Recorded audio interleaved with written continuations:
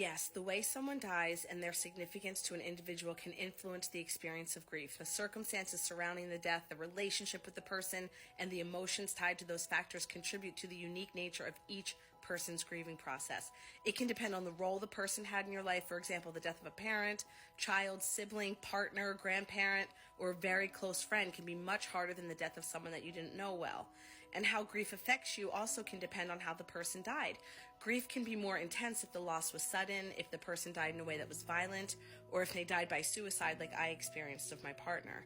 Now, often grief is most intense soon after someone dies, but some people don't really feel their grief right away. They may feel numbness, shock, or disbelief, and that's okay too. So it can take time for it to sink in that the person is actually gone. Now, if you're going through grief, you might notice how grief affects your feelings.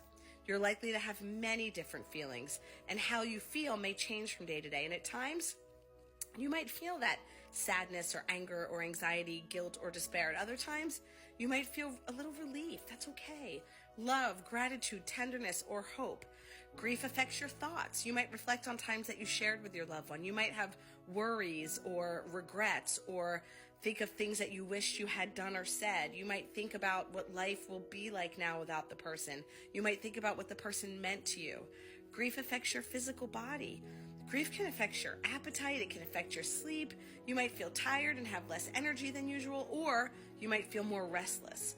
You might find it hard to relax or to concentrate. You might have a heaviness in your chest, or a tightness in your throat, or a pit in your stomach.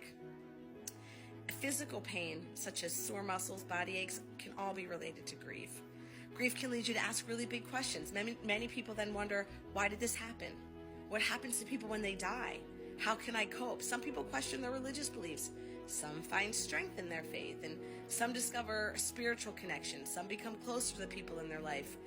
But remember, grief changes, and it can feel less intense at times. And many people say that they feel grief in waves, and that comes and goes. I've felt them for sure. And at times, reminders of a loved one can cause a really strong wave of grief. And at other times, grief fades to the background of their normal activities and may not be on their mind all the time. So if someone you love died, which they probably did if you're on my page, it's natural to keep having feelings and questions for a while. It's also natural to begin to feel a bit better. Feeling better does not mean that you're forgetting your loved one or getting over them at all. It's just that your brain is starting to process the loss a little differently. Keep going.